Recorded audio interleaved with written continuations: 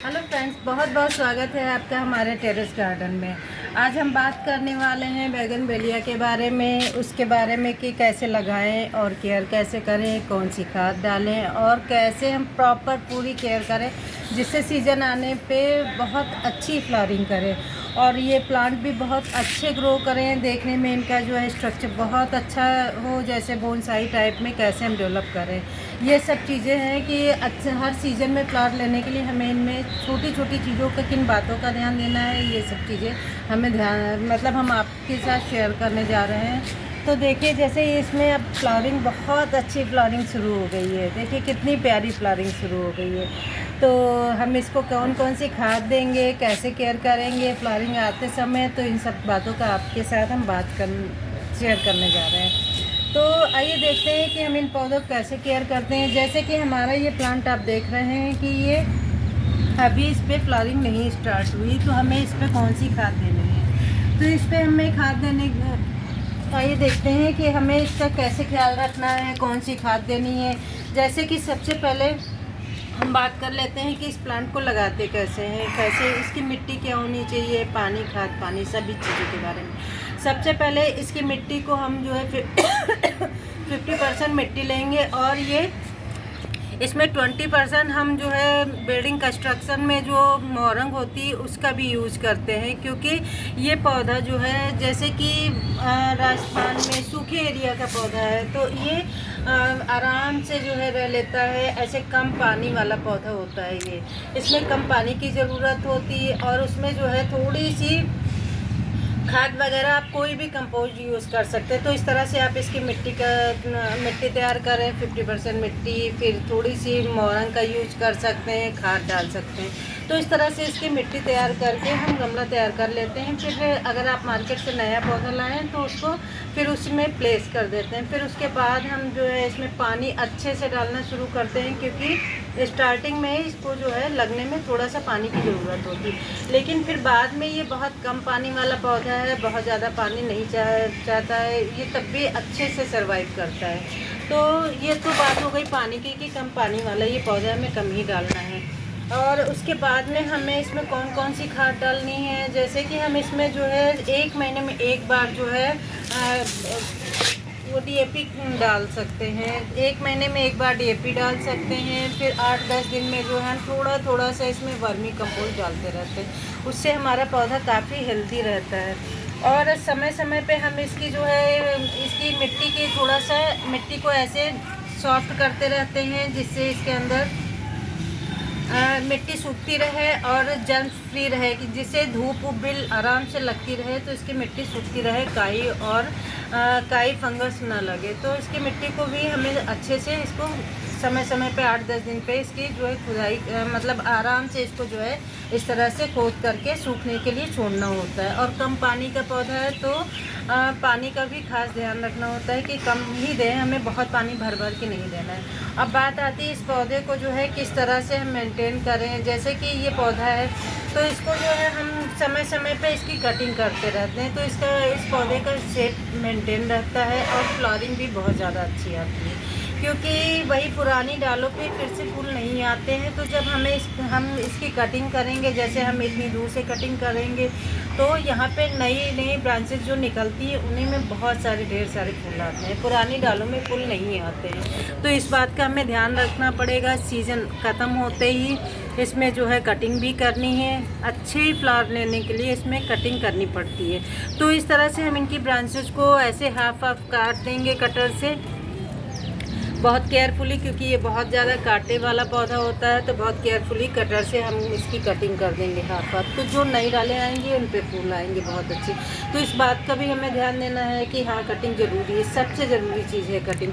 फिर उसके बाद में जो है बात आती है कि हमें जो है इसको प्रॉपर धूप में रखना है। ये बहुत ज़्यादा धूप में आराम से रह सकता है, क्योंकि ये ऐसी सूखी जगहों का पौधा है, जैसे राजस्थान में जहाँ पे कम पानी, मतलब बारिश कम होती है, ऐसी जगहों का, और कंक्रीट टाइप की या थोड़ा वैसी मिट्टी में भी रह लेता है। तो इस पर बहुत ज़्यादा उसका ध्यान नहीं देने की ज़रूरत है, पानी और मिट्टी का थोड़ा सा। फिर उसके बाद में हमें इसको ध्यान देना है कि समय समय पे जैसे इसकी कटिंग के बाद में थोड़ा सा बस इसमें खाद का ध्यान देना है। जैसे आप ये देख सकते हैं कि डीएपी है, ये डीएपी हम इस पे डाल सकते हैं थोड़ी सी 1 महीने में हम 1-1 चम्मच इसमें डाल सकते हैं। तो इससे इसकी ग्रोथ अच्छी रहती है, इसका जो है प्लांट अंदर से मजबूत रहता है। तो ये लॉन्ग टाइम तक आराम से हमारे गार्डन में अपनी जगह बना के रखता है। ये बहुत लंबे टाइम तक हमारे गार्डन में टिकता है अगर हम इसकी अच्छी सी प्रॉपर केयर करते हैं। और उसके बाद में जो है हम कभी कभी इसमें बॉर्नविल भी दे सकते हैं, क्योंकि ये लॉन्ग टाइम का पौधा है। तो हम इसको जो है उसी हिसाब से एनर्जी दे देते हैं। महीने 2 महीने में एक बार बॉर्न मील का भी यूज़ कर सकते हैं। 1 से 2 महीने में हम इसको भी दे सकते हैं, लेकिन ध्यान रखना है जब हम एक देंगे तो तुरंत इसको नहीं देना है, एक गैप मेंटेन करके रखना है। तो इन सब चीज़ों का हमें ध्यान देना है, जैसे बॉर्न मिल देना है, डीएपी देना है, और बीच बीच में हमें थोड़ा सा इसकी लीफ पे जो है नीम ऑयल का स्प्रे भी करना है, क्योंकि इसकी पत्तियां जो है हेल्दी रहें, इसलिए हमें स्प्रे भी करना है। और कटिंग तो मेन है कि कटिंग करते रहना है, नई ब्रांचेज आएंगी तो फ्लावर अच्छे से होगा और बहुत ज़्यादा भर जाएगा हमारा ये प्लांट बहुत ज़्यादा फूलों से। और ये तो बहुत ज़्यादा अच्छा लगता ही है, जाड़े के सीज़न में जो है इसमें अच्छी सी फ्लावरिंग शुरू होती है, पत्तियां तो दिखती ही नहीं है। जैसे कि थोड़ा सा फ्लावर के बाद थोड़ा इसका टाइम आता है जब ये बिल्कुल डल हो जाता है, तो उस टाइम हमें इसको बहुत ज़्यादा खाद देने की ज़रूरत नहीं है, बस थोड़ा बहुत पानी देते रहें और उसी में ये सरवाइव करता है।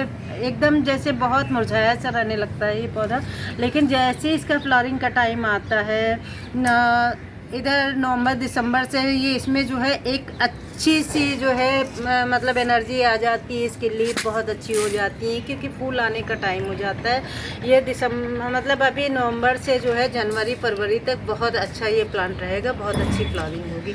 तो इन्हीं सब चीज़ों का ध्यान देना है, जैसे कि अच्छे से खाद देना है, पानी कम देना है। पानी फ्लावरिंग आने के टाइम जो है जब फूल आते हैं तो आपको पानी बहुत कम कर देना है। अगर आप पानी बहुत ज़्यादा देंगे तो सिर्फ इनकी पत्तियां ही ज़्यादा होंगी और फूल कम आते हैं। तो आपको पानी का ध्यान देना है, बहुत कम कम देंगे तभी अच्छे से ऐसे फ्लावर आ सकेंगे। देख रहे हैं कितने अच्छे फ्लावर शुरू हो गए हैं, और ये मेरा गमला पूरा फूलों से भरने वाला है, मुझे पता है दिवाली तक।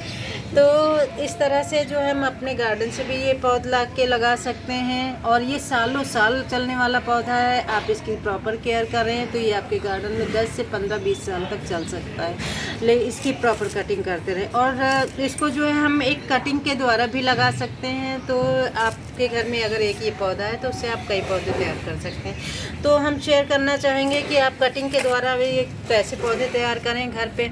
जैसे ये आपका एक प्लांट है, इसी से मैंने इसकी एक मजबूत ब्रांच काट ली है। इस तरह से मजबूत ब्रांच काटने के बाद आप ऐसा करें कि इसकी सारी ये डालें हटा दें इस तरह से, और इसकी टहनी को ही बस रखें। इस तरह से आप बारिश के सीज़न में इससे आप नई पौध भी तैयार कर सकते हैं। देखिए जैसे ये एक टहनी है, तो इस तरह से आप 5 से 6 टहनी तैयार कर लें और बारिश के सीज़न में अपने गमले में लगा दें। इस तरह से आपके घर पे भी बहुत सारे बोगनवेलिया के पौधे, बहुत सारे पौधे तैयार हो जाएंगे। इस तरह से आप लगा दें कई पौधे, 5 से 6 अगर आप लगाएंगे तो इसमें आपके कुछ मतलब निश्चित रूप से कई पौधे तैयार हो जाते हैं, एक आधी बेकार होते हैं अगर ये प्रोसेस आप बारिश में करते हैं तो। देखिए इस तरह से आप अपने गमले में इस तरह से कई पौधे लगा देंगे। इससे पहले मैंने जो कई पौधे लगाए थे, हम आपको कुछ ही समय बाद हम आपको दिखाने वाले हैं कि वो पूरी तरह से कटिंग से पौध बनने के लिए बिल्कुल रेडी हो चुके हैं, बनने लगे हैं। अब वो थोड़ा और अच्छे से ग्रो हो जाए, मतलब उनकी पत्तियां निकल आए, तो फिर हम आपके साथ शेयर करते हैं। जी पिछले वीडियोज़ में जो मैंने कटिंग से पौधे लगाए थे तो वो अब पूरी तरह से रेडी हो रहे हैं, तो आपके साथ शेयर करते हैं। तो इस तरह से आप कटिंग से भी पौधे लगा सकते हैं और आप जो है नर्सरी से ला के भी लगा सकते हैं। बहुत अच्छे पौधे तैयार हो जाते हैं घर पे। तो हम आशा करते हैं कि आप भी इन तमाम जानकारी से अपने जो है बोगनवेलिया का ख्याल रखेंगे और नई पौध भी तैयार करेंगे, और बहुत अच्छी फ्लावरिंग होगी अगर आप इन छोटी छोटी बातों का ध्यान रखेंगे। समय समय पे खाद पानी दें और पानी तो कम ही दें। फूल आने पे तो आप पानी कम दें, तभी फूल ज़्यादा आएंगे। पानी ज़्यादा देने से पत्तियां ज़्यादा आती हैं। तो फिर इन सब छोटी छोटी चीज़ों का ध्यान रखेंगे तो आपका बोगनवेलिया बहुत ही हेल्दी रहेगा, बहुत ही ज़्यादा फ्लावर देने वाला होगा। आप देख सकते हैं ना कितना प्यारा ये लग रहा है। अभी स्टार्ट हुआ है तो बहुत खुशी हो रही है मुझे। तो अब तो ये पूरा भर ही जाना है तो फिर अच्छा लगेगा। तो मिलते हैं नेक्स्ट वीडियो में। आप हमारा वीडियो देखने के लिए थैंक यू सो मच, और मिलते हैं नेक्स्ट वीडियो में। और आप हमारे चैनल को सब्सक्राइब करना ना भूलें, शेयर करना ना भूलें। Thank you so much.